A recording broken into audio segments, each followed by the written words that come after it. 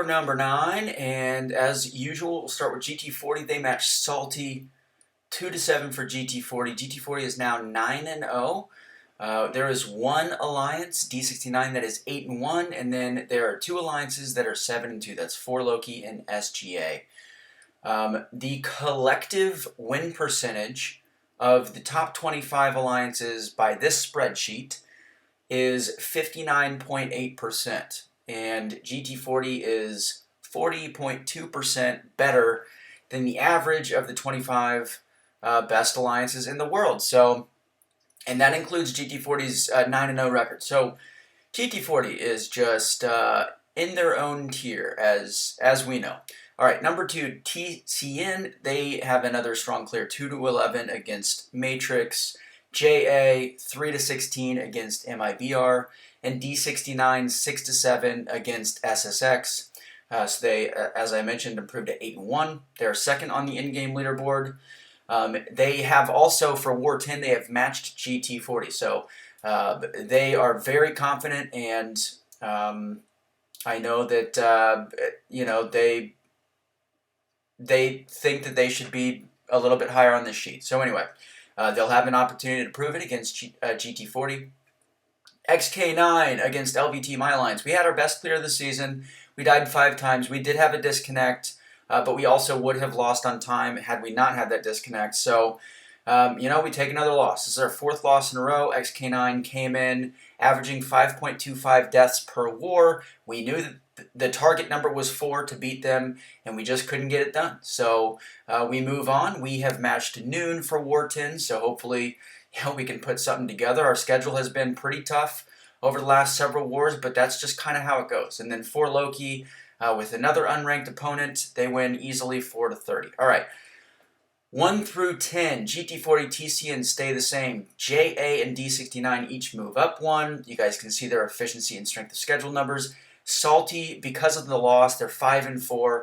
They dropped 2. They're still 4th in efficiency. They're having a good season. They are just not beating the tip-top alliances right now. So that is really the only reason that they're 5-4. I think all of their other wins have been solid wins. But against the tip-top, cream of the crop, whatever you want to call them, best alliances in the world, they're just a notch below. 4Loki does move up to 6th, despite being 17th in strength of schedule. 4Loki through 9 wars has matched 7 alliances that were in Platinum 1 last season. Now, that's not a knock on 4Loki. 4Loki can't do anything about matchmaking, but with a 7-2 record, they're clearing well, 7th in efficiency. The reason they're not higher and that they're below Salty is because they have had by far the easiest strength of schedule of any top 10 alliance. And the reason for that is that they came into this season with a war rating that ranked between 45th and 50th in the world. That means that they got off to a very easy schedule at the start of this season. It happens every single season. The alliances that start low are at a huge advantage schedule-wise. And that is ultimately why alliances choose to shell, which 4Loki doesn't, but that's why shelling exists, because it is a proven method to get somebody easier matches. And for what it's worth, I spent almost 4 years in 4Loki. 4Loki had placed top 3 4 times. They placed 3rd 3 times, and they placed 2nd 1 time. In all 4 of those podium seasons, 4Loki started the season in Tier 2, and then this season, I believe that they did start in Tier 1, but they were very, very low, very near the cutoff.